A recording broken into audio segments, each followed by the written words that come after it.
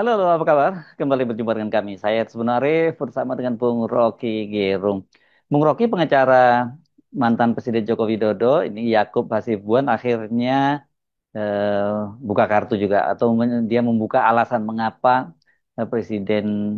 mengapa mantan Presiden Jokowi itu menolak untuk menunjukkan ijazahnya. Alasannya kalau itu dilakukan ini bisa chaos dong nanti karena akan banyak sekali orang yang tiba-tiba menuntut para pejabat baik gubernur, bupati, wali kota sampai anggota DPR untuk menunjukkan ijazahnya.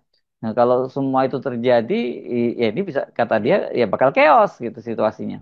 Kelihatannya pihak Jokowi makin panik sehingga mulai mengancam kembali. Seolah-olah kalau ijazah itu dipertontonkan akan ada chaos. Dari mana keterangan psikologi harus dinyatakan bahwa rakyat kita itu kegilaan ijazah Jokowi. Yang ingin diketahui publik adalah kejujuran Jokowi, bukan ijazahnya tuh. Jadi kalau Jokowi berulang kali tidak jujur, maka orang menganggap bahwa bahkan terhadap ijazahnya dia tidak jujur.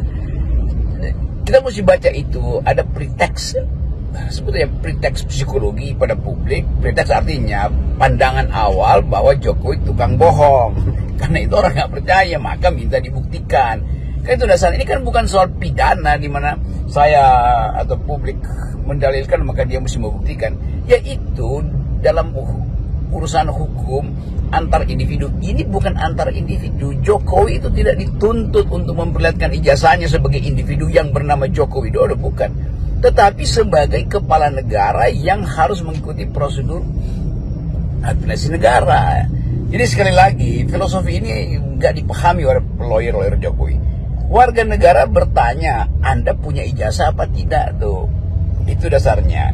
Kenapa mesti bertanya begitu? Kan nggak sopan bertanya begitu. Percaya aja lah bahwa Jokowi punya ijazah. Oh iya, percaya, tetapi reputasi Jokowi adalah pembohong. Kan itu dasarnya kan.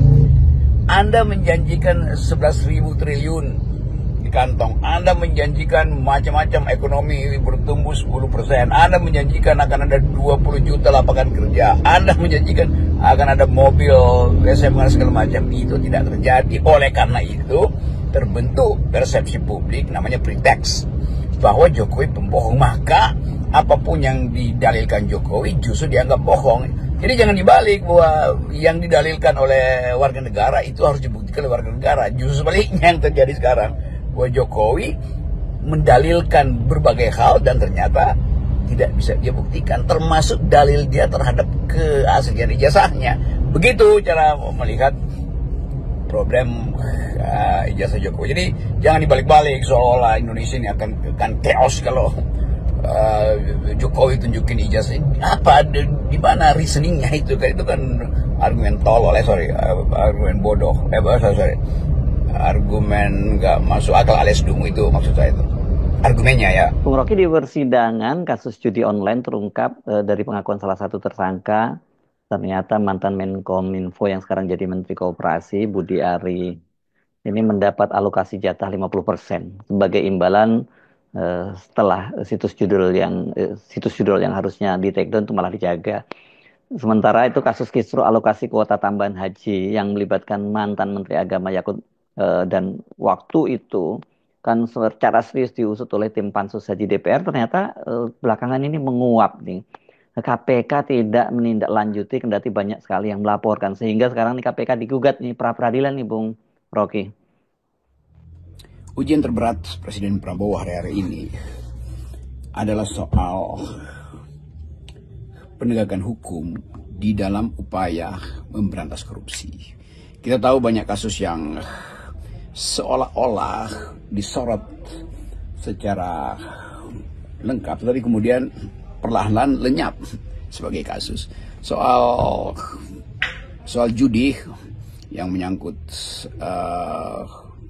Menteri Budi Ari sudah terbuka, dan itu menuntut kejelasan bahwa fakta-fakta persidangan menunjukkan ada pembagian uang di dalam upaya untuk melanjutkan perjudian online ini. Itu diperlihatkan di persidangan. Ada juga kasus yang sudah begitu lama lalu hilang, misalnya kasus dana haji yang menyangkut Menteri Agama itu. Jadi kita mulai melihat bahwa kondisi psikologi publik hari ini adalah menuntut kejelasan kasus-kasus ini. Karena terucap dalam banyak pidato Presiden Prabowo untuk memberantas korupsi. Nah, ini satu keadaan yang pada akhirnya orang akan lihat apakah konsistensi pemberantas korupsi itu betul-betul jadi target utama untuk diperlihatkan pada publik bahwa Presiden Prabowo memang menginginkan birokrasi yang bersih, menginginkan pemerintahan yang bersih. Bahwa timbul lagi kontroversi seolah-olah kejaksaan tidak bisa bekerja karena diancam, diintervensi oleh lembaga lain, karena itu diperlukan pengamanan oleh militer dengan alasan apapun. Tetap semua hal di belakang itu adalah tumpukan korupsi yang terjadi sejak masa Presiden Jokowi. Kan tetap kita mau lihat latar belakang korupsi ini adalah permissiveness dari Presiden Jokowi di era dia memerintah. Kita sebut permissiveness sebab begitu banyak kasus yang bahkan menyangkut keluarga Presiden Jokowi yang tidak bisa diproses, itu yang dilaporkan oleh Ubedillah, yang soal gratifikasi, money laundering, dugaan money laundering, itu semua pernah beredar di dalam pemberitaan, tapi kemudian hilang sebagai kasus. Jadi kita mau tuntut sebetulnya semacam kejelasan apakah kasus-kasus ini sama-sama dalam kualitas pemikiran Presiden Prabowo, apakah semua kasus korupsi harus dituntaskan atau sekedar diucapkan untuk diperlihatkan kepada publik. Jadi kelihatannya kita mau ada mungkin dalam sebelum bulan Juni, bulan Mei berakhir ini ada kepastian bahwa ini kasus yang sudah menjadi causa celebre, tapi kenapa hilang? Harus dijawab. Ini kasus yang sedang diributkan soal judi misalnya, lalu apa sebetulnya di belakang itu tuh kan Pak Menteri Koperasi sekarang sedang berupaya untuk menjalankan kebijakan Presiden di bidang koperasi, dan kalau itu terhalang karena kedudukan beliau tentu harus ada jalan keluar.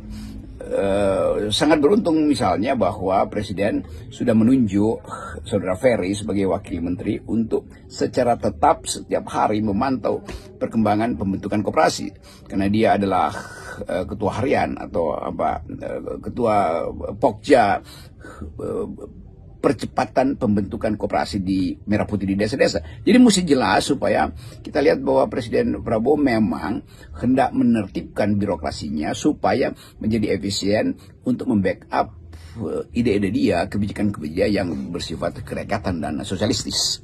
Ini jelas ujian serius bagi Prabowo karena melibatkan orang-orangnya Jokowi. Dan penyelesaian kasus-kasus hukum ini kan sangat erat kaitannya dengan indikasi penegakan dan kepastian hukum di Indonesia. Dan ini kita bisa pastikan akan jadi pegangan para investor yang akan menanamkan investasinya di Indonesia.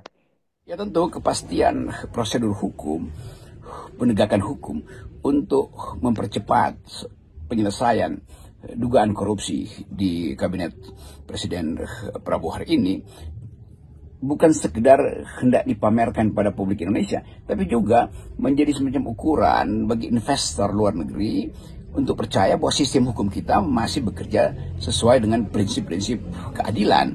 Dan kalau itu tidak diperlihatkan langsung, itu artinya investor akan menunggu karena melihat bahwa kok tidak ada kepastian hukum ya. Jangan-jangan kalau para investor masuk ke Indonesia juga uangnya akan dikorupsi. Jadi soal korupsi ini memang secara moral diperlukan semacam batas jarak supaya siapapun yang bahkan seolah-olah minta perlindungan kekuasaan itu harus diselesaikan di dalam mekanisme hukum.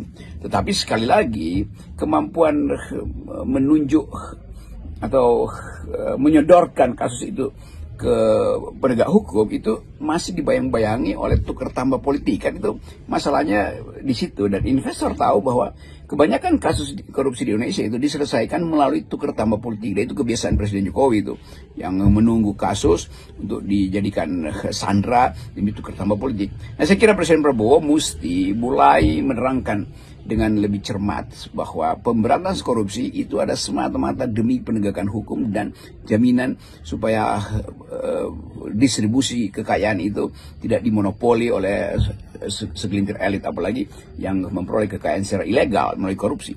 Jadi ini intinya tuh. Pertama ada kepastian hukum, kedua kepastian bahwa pemberantasan korupsi harus berimplikasi pada kepercayaan publik bahwa kekayaan Indonesia itu akan terbagi merata kepada rakyat Indonesia sendiri, kan? Itu intinya. Jadi kalau hari-hari ini kita hiruk pikuk dengan isu korupsi, dan